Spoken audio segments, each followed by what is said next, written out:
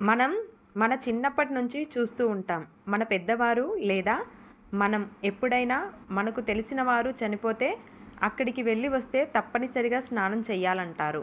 ముఖ్యంగా మన పెద్దవారు చనిపోయిన కాడికి వెళ్ళొస్తే స్నానం చేస్తే ఇంట్లోకి రానిస్తారు. అయితే మీరు ఎప్పుడైనా ఆలోచించారా?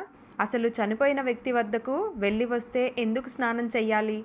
స్నానం చేయకుండా ఇంట్లోకి వస్తే మన పెద్దవారు ఎందుకు రానివ్వరు? దీని గురించే ఇప్పుడు తెలుసుకుందాం. ఒకప్పుడు ప్రజలు భయంకర రోగాలతో చనిపోయేవారంట. మనిషి చనిపోయిన తర్వాత కొన్ని రకాల రోగకారకాలు శరీరంలోనూ దేహం చుట్టూరా ఉంటాయి. దీనివల్ల మృతదేహాలను చూసేందుకు వచ్చేవారికి ఈ వైరస్లు వ్యాపించే అవకాశం ఉంది.